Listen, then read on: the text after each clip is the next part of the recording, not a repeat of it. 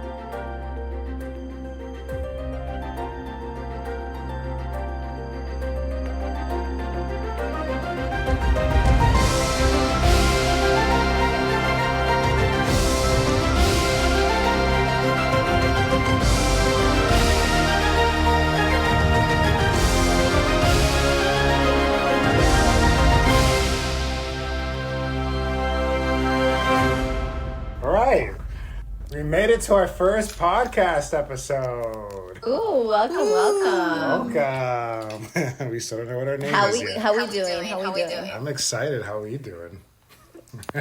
I'm good. I'm a little nervous, but I'm excited too. This is a good one to start on, though. There's lots to talk about. All right, so... Yeah. Also, we're acting like people care about our opinions, and I love that. People don't give a shit, but we like to talk shit, so... why don't we introduce ourselves? I'll start us off. I am Jovanni. I'm Tracey. Nikki. Oh. Let's try that again. Let's try that Already. again, yes. I'm Jovanni. Could go to Tracey. I'm Tracey. And I'm Nikki. Good job, everyone. Just to give Step forward, say where you're from. We're not going to do that. Yeah, that's an old AMDA joke. That's where we all met. Right. So that's what we had to do. Well, good. Step forward, say our name and where we were from. So bringing back PTSD. Oh, gosh. Talking about the PTSD, Nicole was yawning the other day, and she was trying to hide it from me. And I'm like, you could definitely yawn in front of my face. I don't care. I know. It was really bad. I was trying really, really hard to yawn, and I couldn't because mentally I'm so traumatized by yawning in front of people. And Jovanni said to me, you can yawn, right? And that's when I was like, thank God. Yeah, you need the permission. Right. And after that 2 years? So long. How long? 15? Jesus. 14? Don't age us, please. Don't ask me to do math. Well, I'll just give us a little intro. Trace, Nikki, and I, we are retired actors. Well, we're trained retired actors, and we decided to come together to talk about our favorite films and our favorite TV shows and talk shit because, who doesn't want to listen to our opinion? I know, right? We're very important people. We are. We are. So, our first film of our first episode is going to be Saltburn. Ooh. It's what everyone's talking about on TikTok. It is. It's like all the rage. So, who wants to give us a little synopsis? If you know, you know. So, First of all, we're going to be spoiling things. Yeah. So, if you haven't seen the movie, I don't know if you want to pause it, go watch it, and then come back, because we're not editing ourselves. We're going to talk about everything. Yes, 100%. We'll give you a synopsis. Tracy, do you want to give the synopsis? Do you have it in front of you? Sure, and you guys can fill it in if I leave anything out. So basically, we have Barry Keoghan, Irish. I think it's Keoghan. Keoghan. What did I say? Koenig. And I listened to the Google pronunciation 20 million times. Oh, I could be wrong. It's hard. I was like, I'm not even going to try. It's Could be wrong. no, like Let's edit hell this no. out, please. Okay. Well, we have this synopsis on the Google Doc. Do you want me to read it? It's easy. Oh, whichever you want. I was gonna go off my brains. Wing it. Or you can go with the characters' names. Yeah. Okay. So we have Oliver. He we open up and he's at Oxford and he sees Felix, who he immediately sort of starts obsessing about and wants to get close to, and then ends up befriending, basically. And summer term comes, and Felix invites him to his family's estate, which is Saltburn.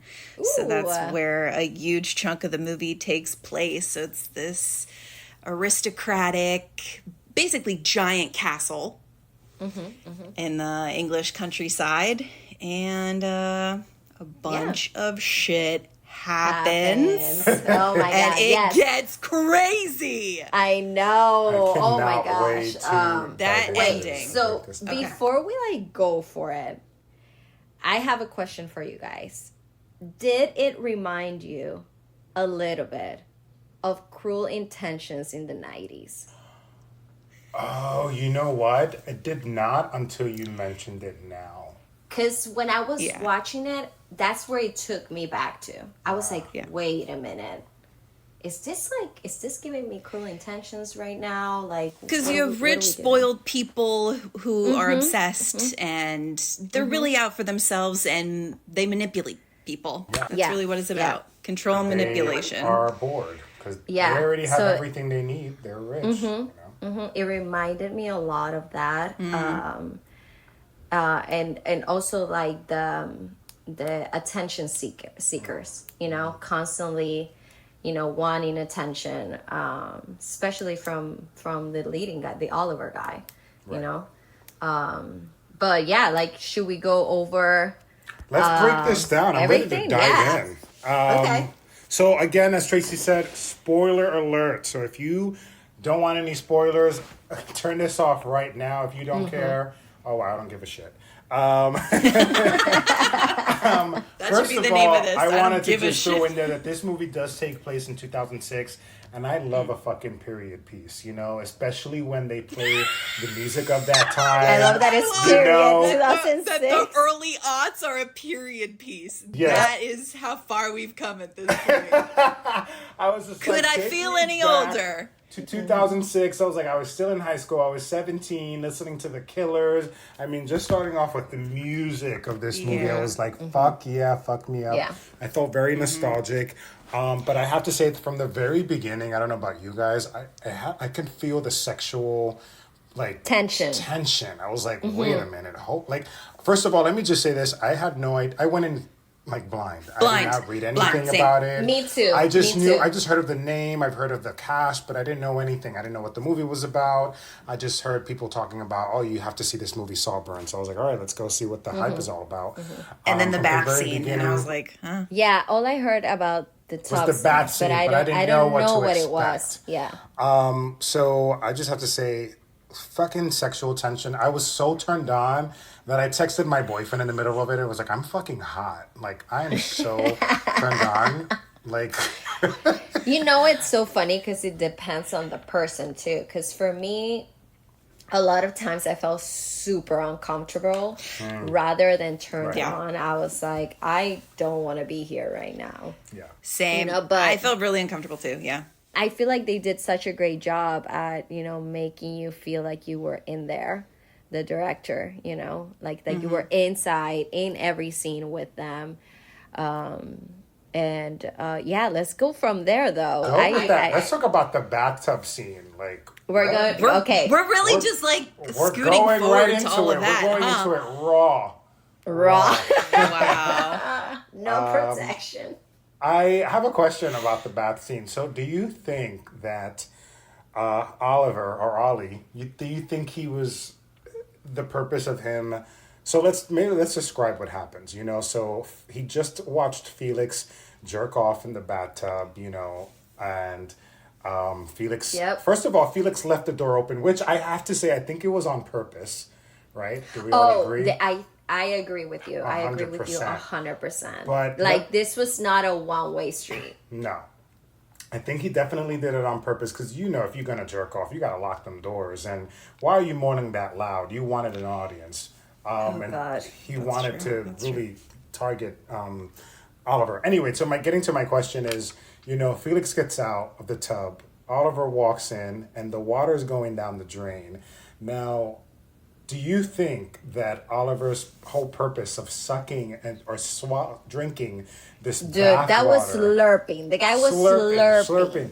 Do you think that he was trying to taste Felix's cum or just taste the bath water?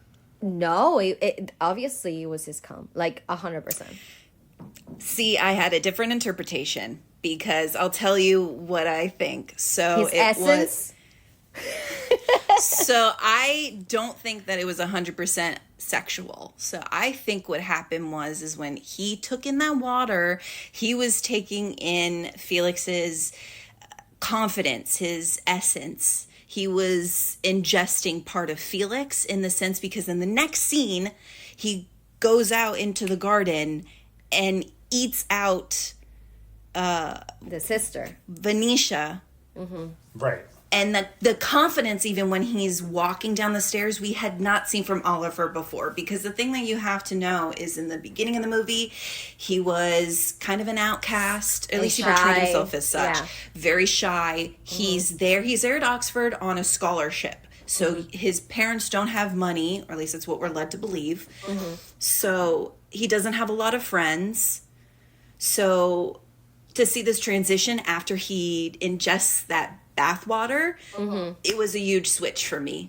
So I don't think it was 100% sexual. I have to agree with Tracey. Yeah, that's beautifully described too, Trace. I'll give you kudos to that because I 100% what Joe is saying. Like, I agree with you because I didn't. The whole time while I was watching, I kept thinking, when was this switch? What happened? And now, like, you just refreshed my mind that it happened right after that. Joe, you were going to say something. I was going to say that Tracey said something, I'm paraphrasing now. You said something that he was taking in his confidence. And I remember that one scene where Felix and Oliver are on those tanning long chairs, right? Mm-hmm. And Felix is, like, annoyed and Oliver's like, well, why are you upset? You know? And was it Felix or was it Farley? He said, well, no. Farley said that you guys were eating each other. He didn't say eating each other out, but eating off of each other, something like that. And I was like, why did he say it that way? And now it makes sense of what you're saying. It's like Oliver's literally eating them alive. Like, he's taking them in, you know? Yes. So it totally makes sense. A vampire. Mm-hmm. Yeah. Gross. It was vampiric, literally, because he was tasting blood. What I was... I just remember that scene. I think that scene is, like, even more gross. But what I was going to say about the tub scene after he slurps all that. Yeah, now I think of it differently after what Tracey said. But I was also thinking... That was the moment I knew he was a psychopath, because for you to fucking slurp the drain of a bathtub, that is the most disgusting part of a bathtub. Like, it is, I want to throw up the whole time, you know, like, yeah. You got to pay me a lot of money for me. Obviously, it's a movie, it's not real life, but that is... Not only what he was doing was the purpose was disgusting, but the act itself, it's so gross. Oh my God, how impactful is that for everyone that was watching it? Like, I my face the whole time was like... Yeah, I felt physically ill. Yes. And the water was, like, cloudy. Yeah. Well, I have a question for Barry, because that was the whole time I was thinking, I was just like, did they clean that before he slurped it up? Like, you know, how did they film that? You know, I was just like, I'm just so curious about that. Yeah, I mean, obviously, he wouldn't have done it just dirty, you know? I wanted to add to what you were saying, Nicole, that you were thinking to yourself, when did the switch happen? Because I was thinking that too. Like, wait a minute, how do you go from here to here? Because quickly. you know, it went quickly, and I noticed it. I'm a late bloomer. I noticed it later on when he told Elspeth. That's the mom's name. Is it Elspeth? Yeah. When he was like, well, because you're fucking beautiful, and it was his fucking Barry's acting is phenomenal. Let me just say that. But that's where I caught the switch, where I was like, oh, okay, because I'll be honest, when he went from Felix to Venetia, I thought, oh, he's just trying to get back at Felix, trying to like lure him in or something. I was still thinking maybe this is sexual. But then when he got to Elspeth, when he was like, you're fucking beautiful, that's when I was like, oh, wait a minute. He's onto all of them. He's driving the ship. Like, this is his show. So for me, that's why I kind of caught on. That I was like, okay, this is not sexual. This is more devious. What do you 100%. Tracey, something... You gotta. So I do believe, though, in a sense, that the way that he uses sex is a form of control and manipulation, because he is in that alpha position every single time. So with Venetia, he's the one controlling her, right, and her pleasure. You know, he puts his fingers in her and his tongue. You know, he's eating her out and taking control of the situation. Then at one point when he goes to Farley in his room and you see that he's on top of him and telling him, you're gonna behave. And then he starts like giving him a hand job. So these acts of sexuality are not just sexual on themselves. It's a symbol of he is in control. I also think, like, it's super fucked up. I also think it's, it shows something, because, you know, every actor has to create their, like, past life. And they don't give us much about it, which is really interesting to me, because it gives you the liberty of creating, you know, in your head, what the hell happened to this guy, that his life wasn't enough, or that whatever he went through, the only way he knows how to control a situation or, you know, I guess manipulate is through sex. Or was this a genius thinking of him, because these are like rich people, you know, and their problems are not his problems, so he has to find, you know, a different way to manipulate them. That's a good point. It's a good point. I don't know. Like, it made me think so much, you know, the whole time I was like, what happened to him? Or is this something that he's like, this is not what I do, but this is what I'm gonna do, you know? I was gonna say, which also proves how intelligent Oliver is. Oh, he's a fucking genius. He is very, very smart. He knew what he was doing from the beginning, obviously, because they do go back and show some of the things that he did to basically get to how it was in the end. And he played the long game. Well, that was also a question of mine. It was like, was this... I'm trying to think of how to put my question into words. What you just said, Tracey, he knew what he was doing from the very beginning. Like, was this something that was premeditated? Or did he say, was he already thinking, like, premeditated, like, oh yeah, this is what I'm going to do, this is my plan? Or was it something that he kind of, like, gained his confidence along the way? You know, with the bathtub scene, the vampire scene, and so forth. Where he gradually, it was like a snowball effect. I don't know if you understand my question. I do. You know? Yeah, I so get it's just what you're like, saying. what, Too. how did, you know... Which way? At what point did he determine that this was going to be? Because he shows off in the beginning, you know, he's this timid loser guy that just wants to be friends. He's awkward. No one wants to be around him, you know, and Felix sees him as the project, you know, like, oh, you know, I can help this guy. Go ahead. What were you going to... Which, now that you're saying this, also makes me wonder, was it all an act? Yeah, that's right. what I was... Well, that's what my did question he walk is. into Oxford already having Felix as a target? Or was it not until when we see him in the beginning, when he is like looking out the window, and he's standing there. Felix is standing there smoking a cigarette, and he makes eye contact and hides behind the window. It. Yeah, because he's actually when he says like, I knew I was gonna do this from the beginning with the bike. The first shot of him is when he sees him through the window outside, not even at the bar. So it's basically his first moment of just, you know, locking eyes with him. He thought, this is my ticket. Yes, this is the golden ticket. Right.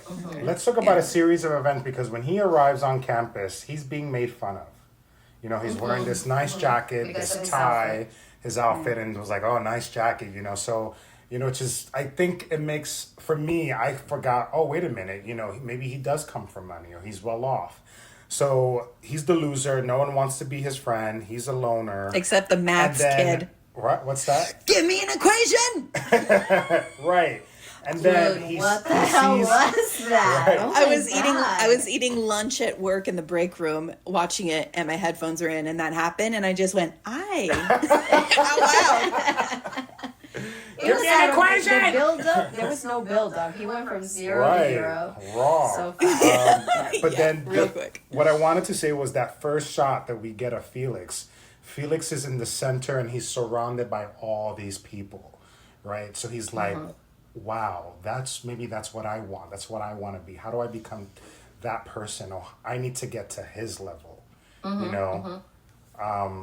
So maybe it was a series of events that kind of led up to like his premeditated plan of like, okay, this is obviously not going to work for me. I have to find a solution.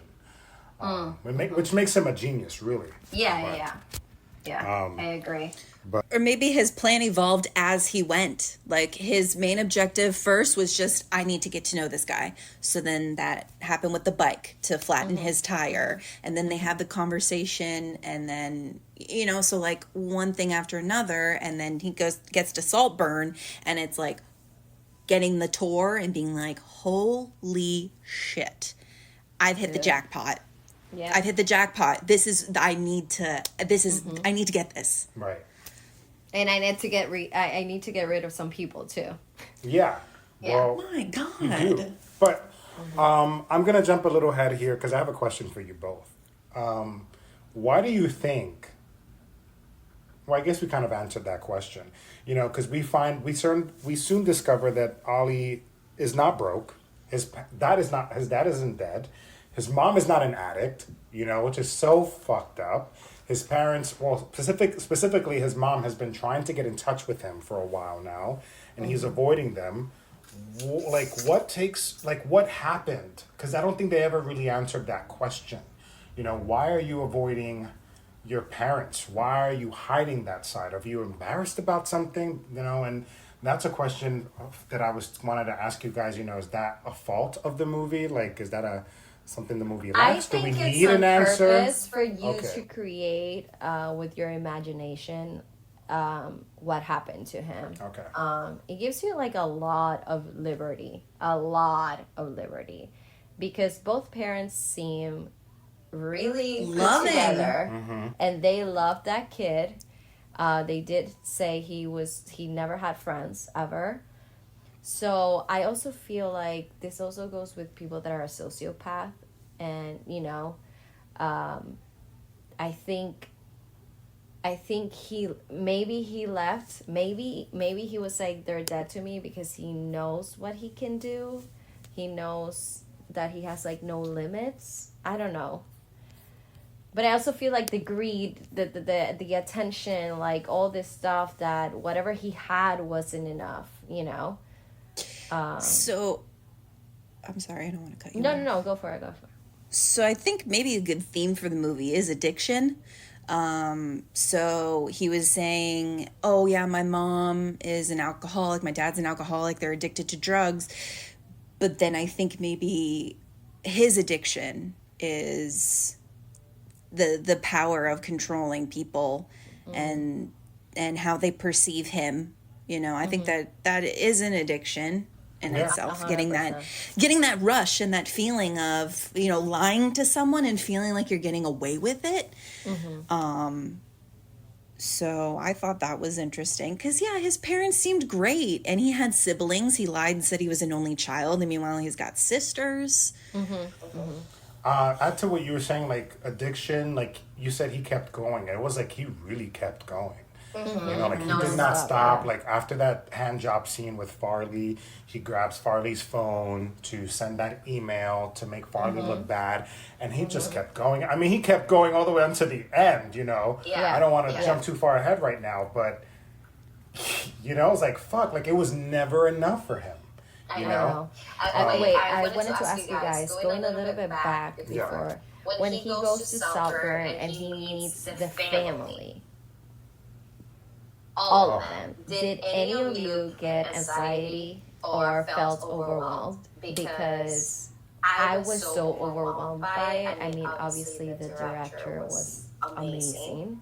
And the actors too, because I was like, I need a break right now because they were asking so many questions, people talking over each other, but it was all about the same, So I was like, oh my God, like I felt, I was getting anxiety, I felt a little bit suffocated. And it just shows that you, like I was feeling probably the way he was feeling with that moment when he met Felix's family. Well, especially, I'm sorry, Joe, real quick. I just think it's really funny, too, before he walks in and he's listening at the door and you can hear them talking about him. And then you're going in to meet the family for the first time and they're kind of already talking shit about you. So I feel like that creates even more of an awkward situation because he walks in and and speaking of, here he is. Hey there. So that was weird. Sorry. Yes, I agree with you. I felt very overwhelmed, very awkward. And to talk about the direction, great, because, I think the camera was purposefully placed right next to his head so that you can feel his perspective of that energy he was bringing in. And talk about a fucking cast. Like, everyone showed up to work that day. The rent was It's an amazing due. cast. The rent was due, especially in that scene. They were like, strike is over. Strike is over. We are going to work. And I was like, holy shit. They each understood their assignment and what they had to do. Yeah. And Rosamund Pike, she's going to get... I mean, I'm jumping ahead. She's so talented. So fucking talented. But I don't want to... Everyone, there's, I think Oscar season, I think Saltburn, if not all of them are nominated, then I think I definitely think Rosamund and Barry are going to get nominated for sure. So Barry was nominated for the Golden now. He didn't win, but he was nominated. I mean, the competition was really, like, the fierce. work now is like another level, you know? He was for the Golden Globes, and I think the SAG Awards just announced today or yesterday. Well, they do need to recommend in my opinion, that's the one that counts. Right. I know, right? The SAG Awards. Because it's your fellow peers voting for you, so... All right, so let's take it a step further. So we've talked about the bathwater scene, vampire scene, Ollie's and Farley's bed scene, Ollie's parents, and now this is where shit gets dark. People start dropping like flies. Felix's death scene. What were you thinking? Did you guys knew that Oliver was involved at all? So this is Oliver's birthday party that we're talking about. Yes. After his secret comes out that his parents are still alive and he does have money and all this stuff. So Felix is very upset that he's been lied to, which I don't blame him. And then that night he's gonna have his birthday party. Right. And what happens here is what they made me feel, not made us, because I don't know if you guys felt like that, is that they got really drunk and then Felix, doing like bunch of drugs, got overdosed. Yeah. Trigger warnings. For the rest of this podcast, we'll talk about addiction and suicide. So let's make that clear. Thank you for reminding me, Nikki. Yeah, I completely forgot, but we're brand new, so yeah. Forgive the us. whole time I was thinking like, oh, I was thinking this is really sudden too, because we only saw him drinking at events. Like it wasn't, it was like it wasn't. I don't want to talk for the character, but it didn't seem like an addiction.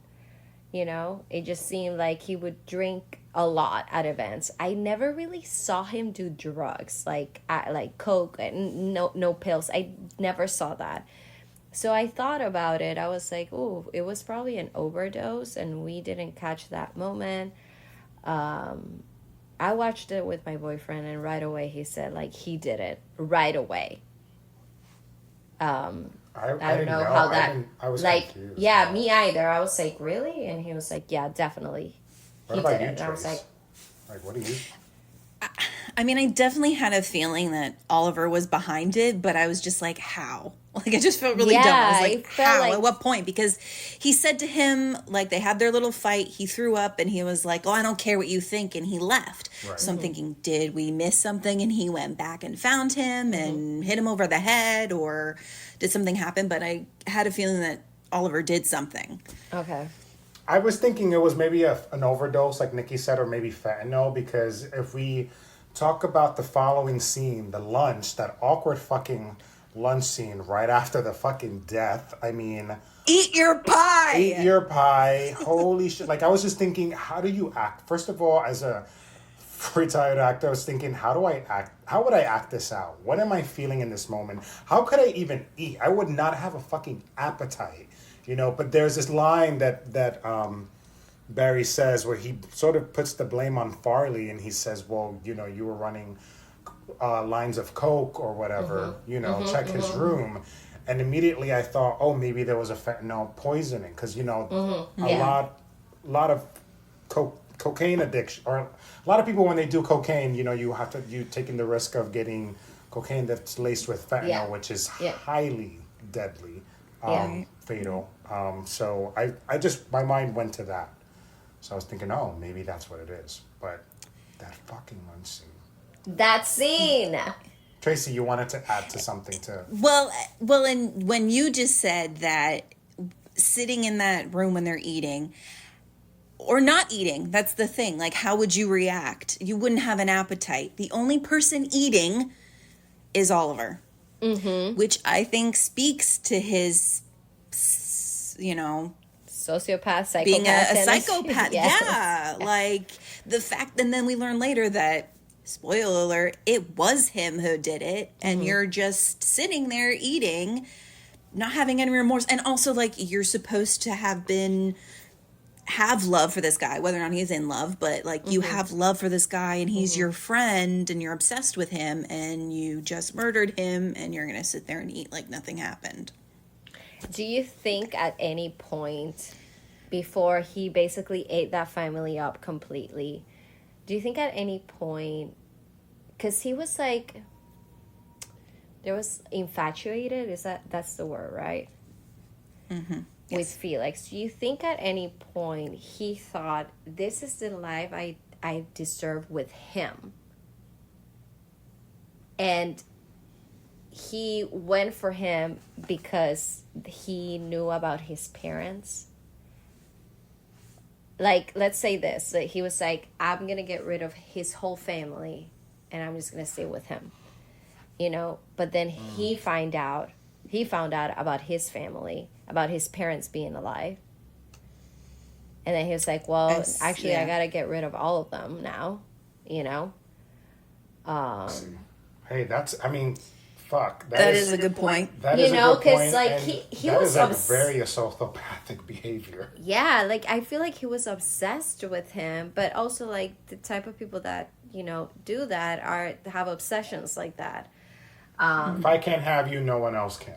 Exactly. So I was thinking, because he did it after Felix basically told Ollie, like, no, dude, like, I'm not going to forgive you for this shit. I don't trust you basically anymore. told him, You lied to me. Fuck off. Yeah, get the fuck out of here. Go home, basically. Mm-hmm.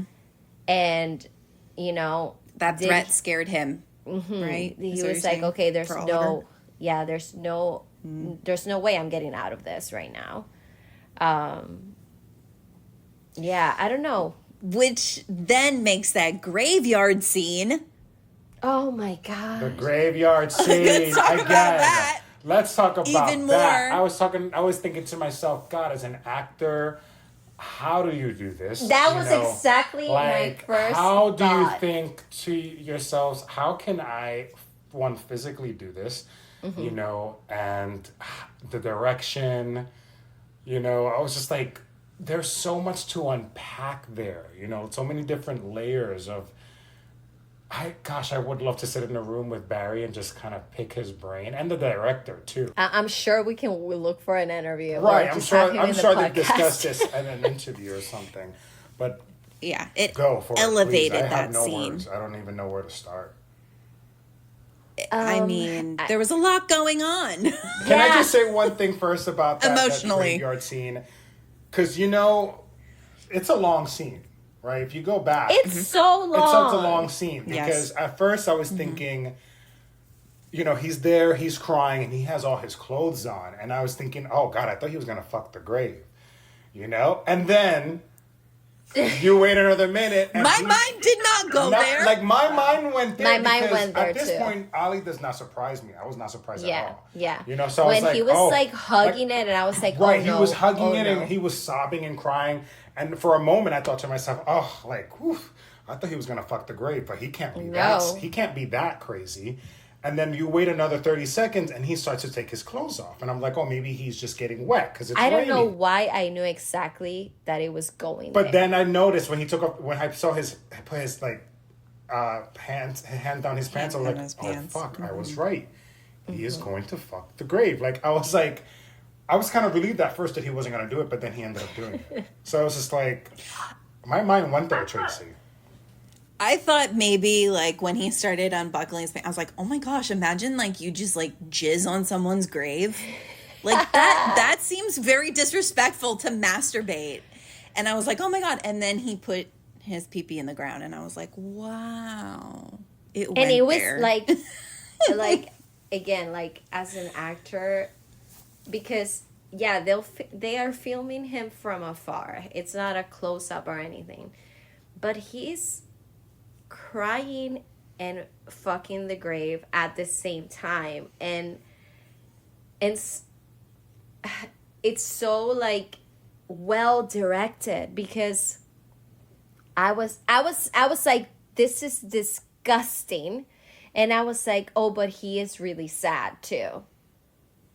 In my head, I was like, he's crying hard. Like, this is the first time we see him like really feeling any empathy for anything, you know, because he is, I think he's a sociopath. He doesn't feel shit, but he's also fucking dirt. Well, he was fucking Felix, you know, I think. Yeah. Obviously. Yeah, but like Felix, physically but, he was, you know, the whole time I was like, how did this actor get to that point mentally to, you know, bring that scene to life? And then how everyone that was there, you know, the crew, you know, that was, you know, just quiet watching this, you know, while they film it. So I actually did read something that said that Barry did talk to the writer and director, Emerald Fennell, about it. They had some discussions, and he asked for a closed set that day. So okay. I think it was just Emerald and I think 3 other crew members. And he asked, like, can I just see where this goes? And she was like, let's go for it. Okay, so I interesting. appreciate that, you know, from Insight. the crew to be like, I need this in order to get to that point. Yeah. Because he was sobbing, he's crying, and he's also fucking. I was like, it's very just intimate. like so intimate, so uncomfortable. Like, we are on the other side of the screen, and I felt I didn't want to be there. You know, I'm like, somebody get me out of here right now. And I'm like, I'm in my living room. I wanted to be there because it was like a train wreck that was coming and I could not look away. And I was like, oh, this is really happening. And it was done in one take too, you know, which was so great. Yeah. The whole time I was also thinking, oh my God, is somebody watching him? You know? Yeah, I thought, oh my God, somebody's going to walk in on him. Because it was right there from where they went to throw the rock. Right. I was thinking Farley, like he's always seeing everything, so I'm thinking he saw it. He always has the tea, man. All right, so this is another trigger warning. I wanted to talk about Venetia in the tub. Venetia's his sister, Felix's sister, you know, and I think this is a pivotal moment for, you know, in the movie and for us as viewers because of her monologue to him. Wow. The spider web, you know, line, and when she says you've dug, I'm paraphrasing, she's like, you've dug holes into all of us, you know, where I was just like, it kind of proved my point. I was like, okay, I was right, you know, about Ollie and his plan all along. But what did you guys have to think? What do you guys think about that moment? Like,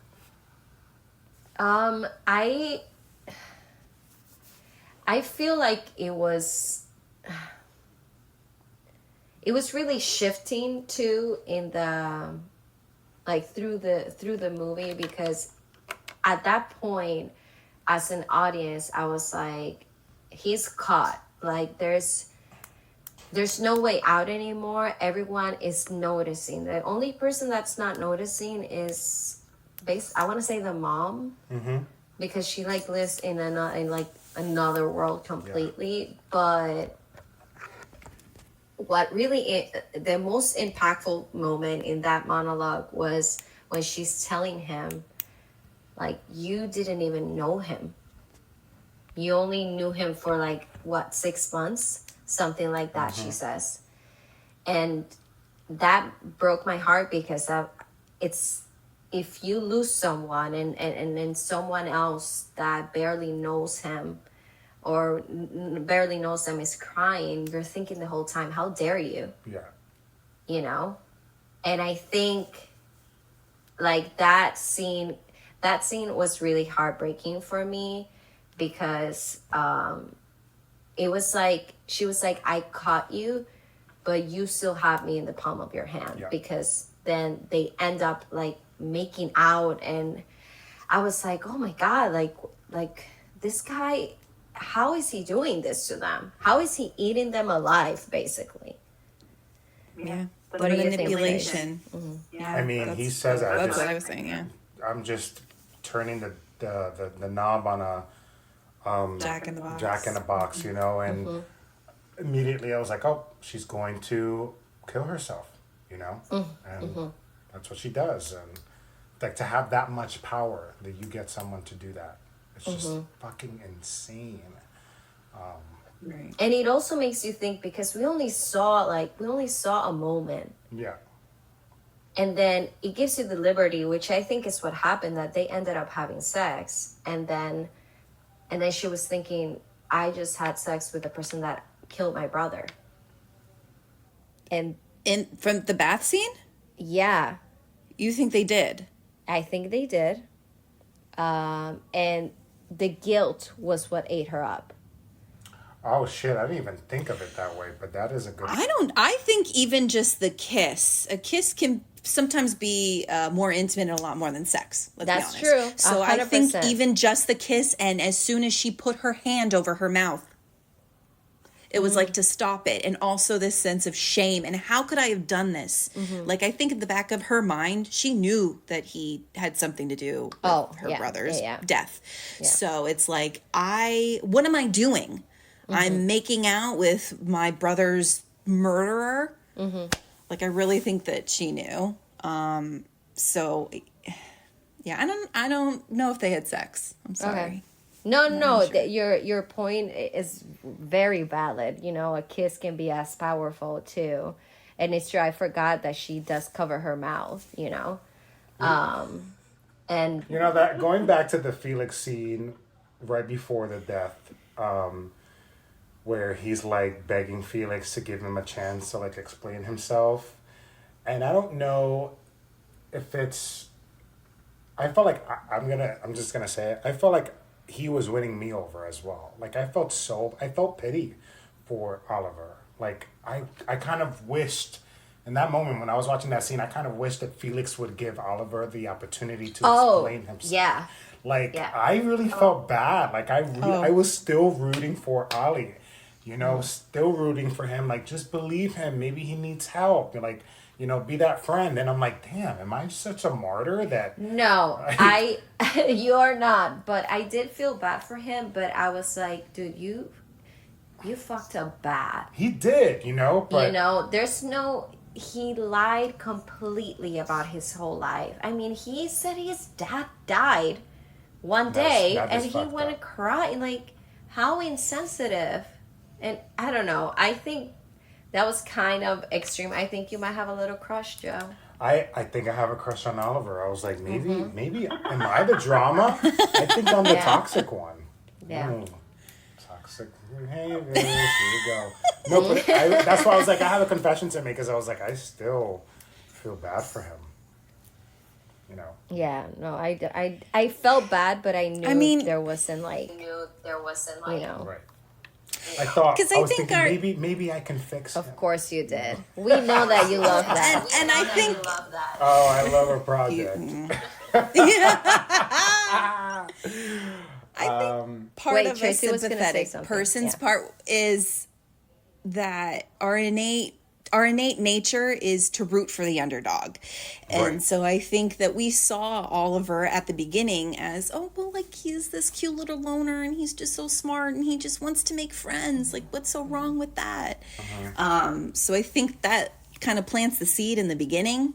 So when all this happens, that you're still holding on to that of like, but maybe he's really not that bad. Yeah, you still feel hopeful always. There must be a reason why he lied. He's a psycho. Can we talk about the reviews? I want to talk a little bit about like... Wait, no. I want to talk, before we go into the reviews, I want to talk about the ending scene. Because that pee-pee was everywhere on the screen. I was not expecting that. I was like, do you guys think they used like a what's it called? A prosthetic? A double? No, it's his. He confirmed. It was him. He confirmed that it was him. That was Barry. So everyone in the world, basically, because I think everyone has seen it, know how his pee-pee looks like. And should we call it that? Whatever. Pee-pee. His little binga. His little eggplant. Yeah, that is Barry Bear ass bear penis. That was everywhere on the screen. I was like, it doesn't stop. I thought it was going to be 10 seconds. It was so on purpose, too. It was just like, we're going to shove it in your face. I won. I thought at one point he was going to pee all over like an animal, like marking territory. I wouldn't be surprised. But I think that's also such a symbol of... So, obviously, at the end, now Felix is dead. Venetia is dead. The father has passed away, and then he basically ends up killing Elsbeth as well. So he becomes the inheritor of Saltburn. So that dance scene is like, congratulations to me, I've made it. And also that song that he's dancing to. Yeah. Murder on the dance floor. Dude, and it was such like an upbeat song. I love that song. I was like, I listened to this. I haven't gotten it out of my head. But I just... And also, I think that's such a sign of, like, freedom is to dance around your house naked. Right. And the fact that he's doing it and bearing it on, like, yeah, this is mine. I've made it. He was flipping that on. Dance of victory. Everywhere. That was his victory dance. Yeah. And then the end with the box. Puppets. That was the puppets. Yes. And he put their rocks on top. That, to me, I said, that is diabolical. Right. Yeah. Psychopath all the way. He was like, this was my plan. I am the puppet master. You know? It was sick. genius. That's when I was like, wow, if there was any chance that this guy had redemption or I would feel any remorse for him, it's gone. Yeah. It's gone. Like that last Jovanni, scene, I think she's talking to you. I still want to it's fix him. solidified in my mind. There's no turning back. I know it's just a character, but Ollie, He's if gone. you are out there, I still want to fix you. He still wants a date. He'll be your little project. He would. His Instagram handle is at... What a fucking movie. I want to give my rating so bad, but I don't want to give it until we hear what the critics have been saying, because we listen to the professionals. I guess, yeah. You want to read some of those reviews? Yeah? Okay, so I'll start off with the IMDb rating. IMDb gave it a rating of... They gave it a rating of whoa? A rating of whoa. IMDb gave it a rating of 7.1 out of 10 stars. And then on Rotten Tomatoes, it has... A 71%. On Rotten Tomatoes? Yeah. Okay, okay. Yeah. I was expecting higher, but... Me too. Let's see what some of these critics have said. With audacious films like Visitor Q, it is possible to effectively weave salacious themes with substance, while Saltburn demands post-film reaction through shocking scenes or gorgeous shots. I grapple to find the emotional core of this film. Okay, so they gave it a 3 out of 5. I will read 2 more. Mesmerizes with its exploration of class and friendship, offering engaging storytelling over a mere shock. It revises, then reaffirms initial expectations, creating an intriguing yet somewhat unsatisfying inevitability. Better rating, they give it a 4 out of 5. And then I'll do one more. Saltburn knows it looks good. It's just a shame it doesn't know how to tell the story. Oh, Wow. Tell us how you really feel. Right. Yeah. Welcome to the world of opinion. Wow. This Nikki, is why actors never read reviews, no, because you can't. that was They be pulling a Venetia. yeah. Literally. Nikki, go first. What is your rating? What do you have to say? I loved it. Like from the beginning, it really took me back to Cruel Intentions. I think we don't have movies like that anymore. I think the story is really interesting. It shows a lot about privilege too. I think anything that's about like greed and, you know, being obsessed with somebody else and whatever you have isn't enough is always really interesting. I want to say for people like us, you know, we're definitely not like that. You know, and I want to say the majority of people are not like that. I think the actor, it could not have been better casted. They were, I have no words. I feel like everyone should have been nominated. And what's his name? Jacob Elordi. Just seeing him like do an accent that is still not his accent was really amazing, because I'm just used to seeing him, you know, in Euphoria. I think I love the story. I love how fucked up it was. I wouldn't give it like a 10, but like an 8.5 out of 10. A thumbs up. Okay. For sure. Yeah. Okay. Okay. Yeah. I go first? You want me to go? I have to say I also loved it. You know, when I first heard of the film, it was because everyone was going crazy on Twitter and TikTok about it. I went in blind, not knowing anything at all, not knowing where the movie was going. I wasn't sure if it was a thriller, a comedy, rom-com, you know. I had no idea where it was going and what it was going to be. I just knew I was in for a ride, and boy, was I in for a ride, and a fun one, a hot one, a sexy one, a scary one. Funny too. I think that everyone in the film did great. The directing was great. Barry was phenomenal, and Rosamund Pike, I mean, I loved her ever since I've seen her in Gone Girl, But this was such a different character from that, and I felt like she was a force and a drive. Like she stood out to me because she was moving 1,000 miles per hour. You know, her thoughts were like, okay, and this is going, and this is going, and this is when she's talking about her friend. You know, and I was just like, wow, that's exhausting. You know, I have to say I really loved it. It was it's a thumbs up for me. So, yeah. Out of 10, you would give it? Oh, out of 10, I think I would give it. I think I'd give it an 8. Or 7.5, 8. Okay, Rotten Tomatoes. 8.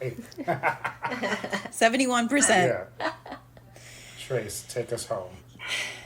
Yeah, like I said in the beginning, I was not really super impressed. Like, obviously, the acting is amazing, and, you know, I mean, I was getting pulled along, and I just thought, this is going to be like your run-of-the-mill, like I said, you just privileged white people and someone who's obsessed, and we've seen it before.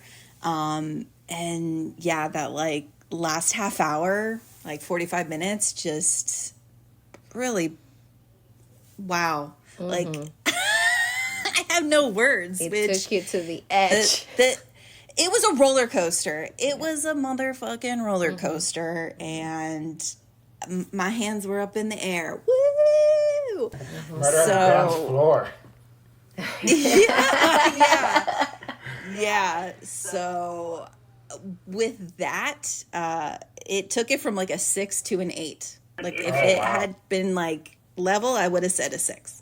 You know, because it was still great acting, whatever.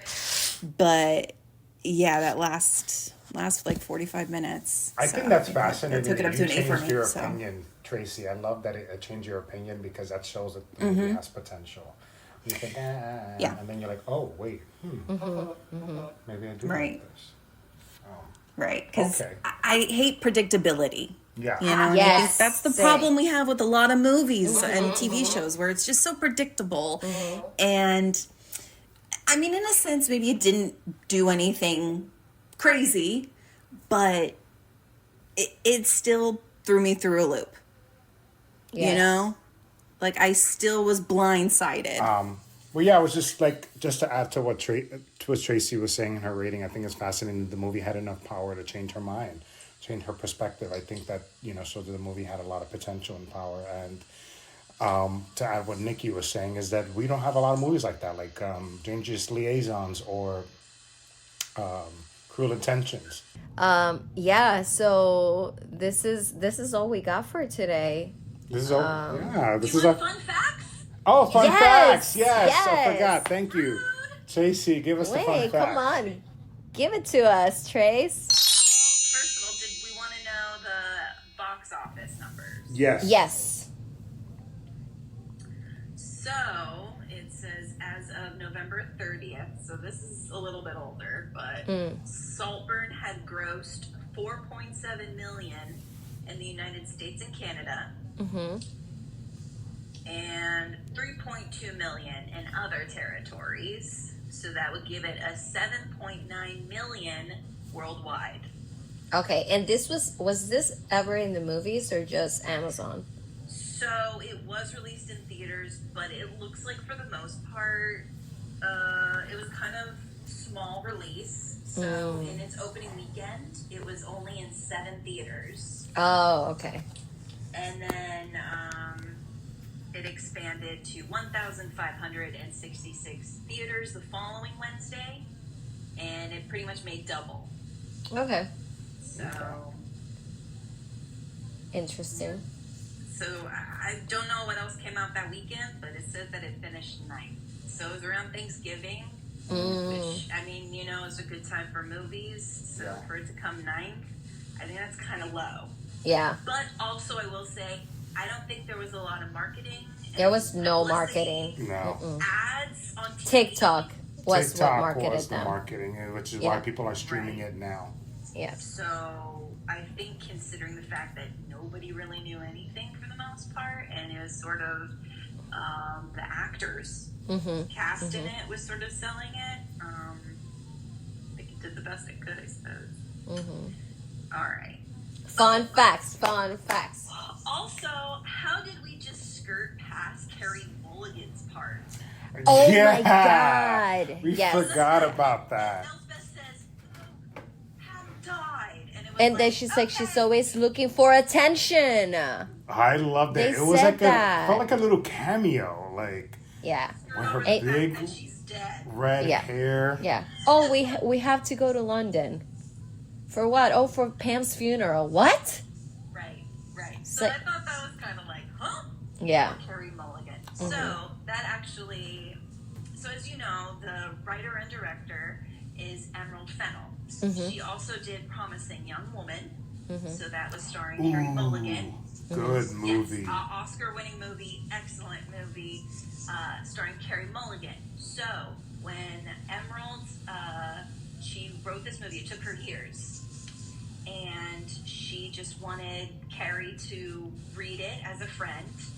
And when she read the part of Pam, and she said, "Can I play this part?" Oh, she did so good. She did so And good. Emerald was like, "Sure, let's go." She So nailed it. Nailed so it. it wasn't written for her or anything. Okay. But she asked to play it. It's a fun Beautiful. part. Said yes. Also, I didn't know this. Emerald Fennell has a lot of acting credits to her name. Yes. Yeah. So Oh, I she didn't know plays, that. Camilla in The Crown. So as you know, that's Oh shit. Prince Charles's now yeah. wife, but at the time he was having an affair with her. She plays a nurse on Call the Midwife, which is actually a very popular show, and she plays Midge in the Barbie movie. Oh my God. Hold on a second. I gotta look it up. I gotta see the picture of that. Right. Yeah, wait a minute, hold anybody on. who hasn't seen the Barbie movie, first of all, what are you doing? Second of all, Right, that's she's true. Yeah. a pregnant Barbie, so it's pretty Love that. And then speaking of Barbie, Margot Robbie produced the movie. Oh fuck. So, Oh, okay. so her and her husband, Tom Ackerley and Josie McNamara, own a production company, and it's called Lucky Chap Entertainment. So they did Promising Young Woman, and then they've now got Saltburn and Barbie. Oh, okay. And it looks like when Margot wasn't working on Barbie, because Barbie and Saltburn were shooting at the same time, Okay. and when Margot wasn't filming Barbie, she was on the set of Saltburn. Wow. Oh, that's fun. And that's a hustler. She is a hard-working woman. I saw a red carpet interview, and she was doing sign language Yes, I saw that too. to someone who was hearing impaired. Oh shit. So she speaks ASL probably. Well- Which I love. I thought that was adorable. Well, she is British, so I don't know. It's probably. She's Australian. Oh, Australian. Okay. Rude. Come on, Sorry. Joe. God. Get with the bios. Emerald, if Yes. you're listening to this, I'm a huge fan of your work. Are you though? Are you? Hey. Emerald Fennell also attended Oxford University in real life. Oh, Oh, okay. In the mid-aughts. So basically when this movie took place is when she went to Oxford. So it's Interesting. very appropriate. Yeah. And this screenplay took her years to write. She wrote it in secret. She didn't let anybody know about it. It's very like on the down low.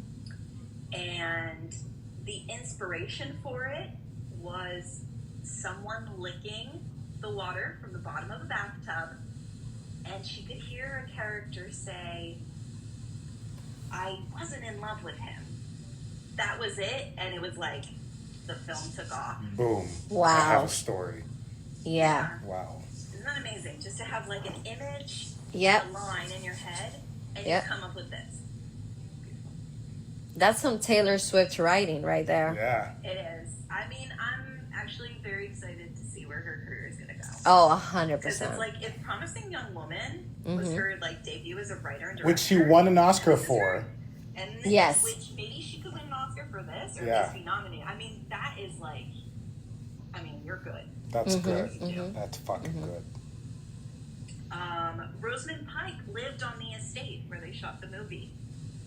Lives or lived? She lived there for 3 weeks with the family, but the house is so big that they like never ran into each other. What the fuck? What? Yeah, but she did say that they were very gracious hosts, a little wild. That's so crazy. Damn, that house must be fucking Huge. That was a castle. That was a house. That was a It castle. is located in Northamptonshire in England. Wow. Okay. Don't ask me where that is, but I imagine it's north. I've been there. What are you Somewhere talking north about? of the UK. Gorgeous. There were a few scenes that weren't in the original script. So a couple of those were between Farley and Oliver. So the bedroom scene. And when Farley gives his little speech at the birthday party. Okay. That night, those were not in the original script. And the one at the party, that was... sorry, give me 1 second. Okay, so that came a week before they shot it.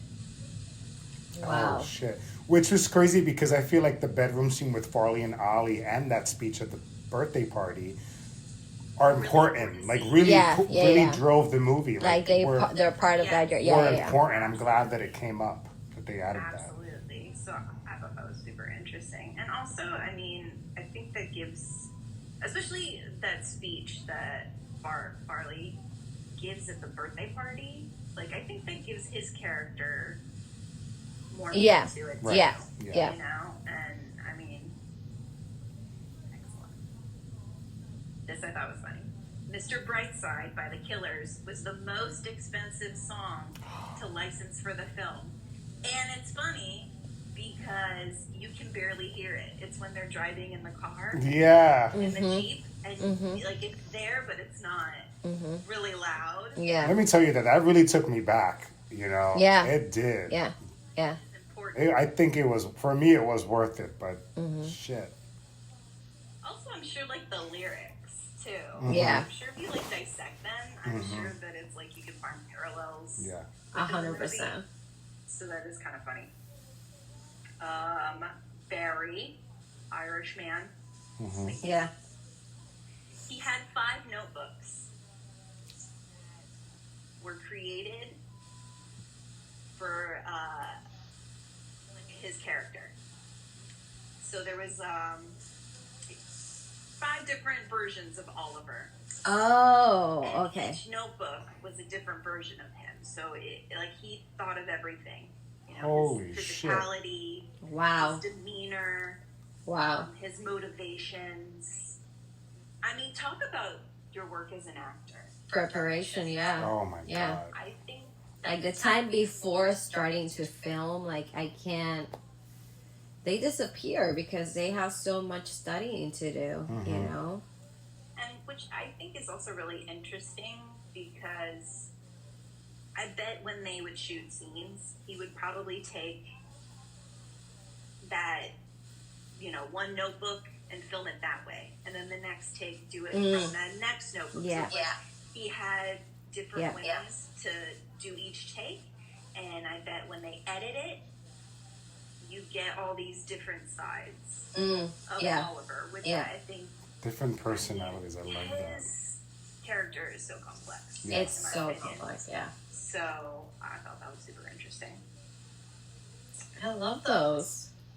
Do you want one more? One more. Yeah. Let's go.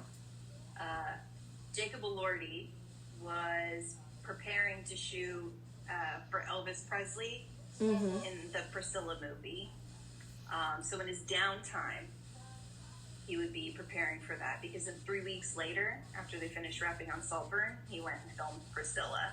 Oh So my gosh. Damn. he said that there was a little bit of both kind of meshed in because he was shooting all day in London and then he'd have to be Elvis.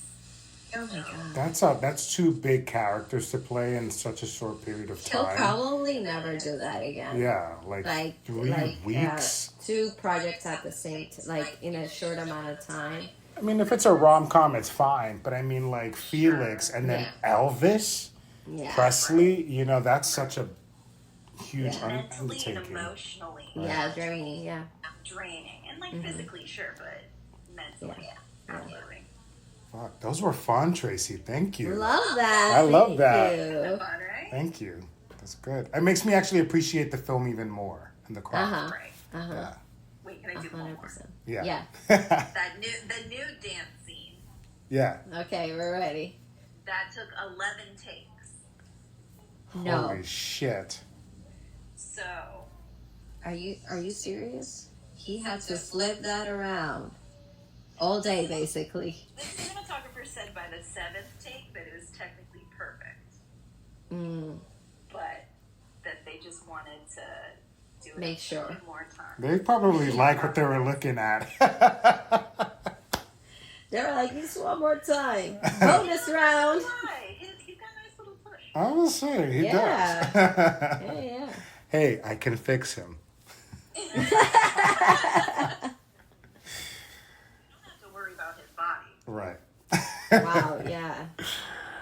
All right. Well, we made it to the end of our first episode. Oh my goodness, we did For that. those who are watching, I'm so sorry we don't know what the fuck we're doing. Watching or listening? Or listening. This is going to be a huge learning curve for all of us. Yeah. True. So, but We're hopefully- excited that everyone is on the journey with us. Right. Thank you. Hopefully you had fun. Yeah, You learned a little something. I did. I had fun. Me too. I loved it.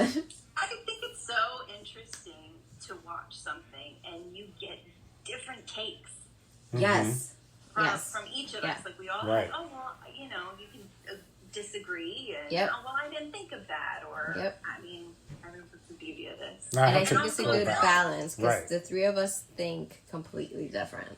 I have to go back and rewatch it again and Me too. tell with your perspectives. Yeah. Right? Yeah. It's a Well, rewatch. comment, review, and subscribe And share. in any of your how do you say podcast platform. Judge, do whatever you gotta do. We only take good criticisms. We don't take the bad ones. There's too many bad vibes out there. Yeah. Anymore. There's too much Yeah. crap going on in this world. Yeah. So let's try to keep it positive. Yeah. Unless it's a really terrible movie. Oh yeah, please. that is fine. But Okay, All I right. think Well, that was thank- great, guys. Thank you. Thank you for listening. Thank you for listening and Thank you. listen to our next podcast. Take care. Probably in a week. Yeah? Tune in. Okay. Bye.